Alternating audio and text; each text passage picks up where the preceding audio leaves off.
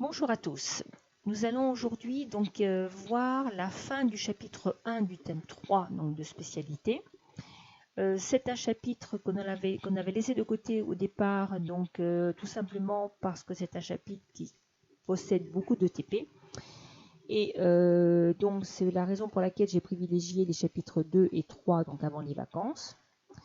Cependant, donc aujourd'hui, on va finir donc ce chapitre 1 et donc voir le petit 2 du grand 1, sachant que le petit 1, TP hydrolyse enzymatique de l'amidon, on l'avait fait ensemble avant que vous ne partiez.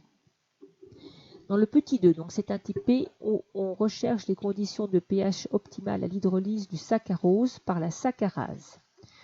Autrement dit, l'idée c'est de voir si une enzyme est active à un pH déterminé ou si le pH n'a aucune importance.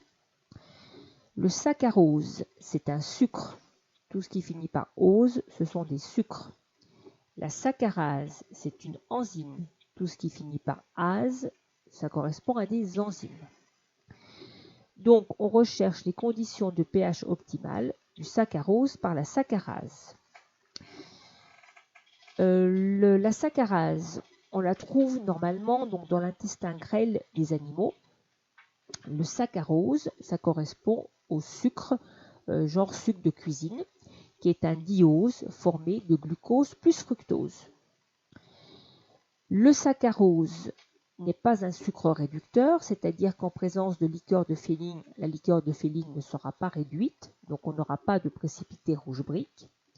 Glucose plus fructose sont des sucres réducteurs, donc cela signifie qu'en présence de liqueur de Fehling, eh bien, on aura un précipité rouge brique.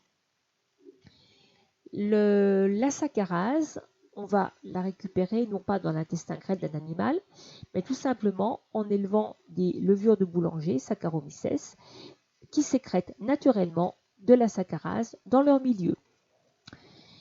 Donc, nous disposons de tubes, d'acide chlorhydrique, de soude, de levure, d'une centrifugeuse, de liqueur de Fehling, de saccharose et d'un bain-marie.